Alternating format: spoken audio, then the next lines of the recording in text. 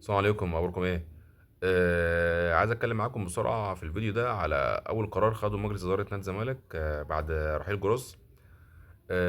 مجلس اداره نادي الزمالك قرر تعيين لجنه فنيه خاصه باداره شؤون كره القدم في النادي. اللجنه دي هيكون من كل اختصاصاتها هي اداره الكوره، سواء من الناحيه الفنيه او الناحيه الماليه او الناحيه الاداريه. اللجنه بقياده كابتن حازم امام، كابتن احمد حسام ميدو، واستاذ عمرو الجنايني، وكابتن حسين لبيب او مجلس اداره نادي الزمالك ادوها كل الصلاحيه في اداره شؤون كره القدم.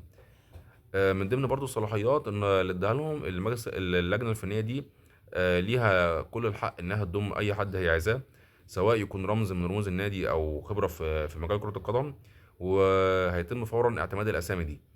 اللجنه دي احنا اللي فهمناه من بيان نادي الزمالك اللي نزل من شويه، كان ليها دور في رحيل جروس، لأنهم رفعوا تقارير لمجلس إدارة نادي الزمالك بخصوص المستوى الفني للفريق الفترة الأخيرة والمستوى الإداري، وبناء عليه مجلس إدارة الزمالك خد قرار برحيل جروس.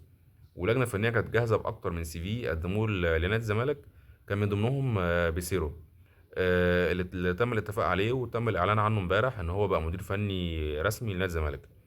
انا عن نفسي شايف ان القرار ده هو اول قرار تم اتخاذه من مجلس اداره بشكل صحيح عشان كره القدم تبقى في احسن حال او احسن مستوى. لاننا شفنا مجلس اداره الزمالك لما كان ابتدى ياخد قرارات في كره القدم او هو اللي كان بيدير الكوره، الامور ما كانش احسن حاجه في النادي، كانت ماشيه من سيء لاسوء. فانا عايز اسمع رايكم واعرف رايكم بخصوص اللجنه دي.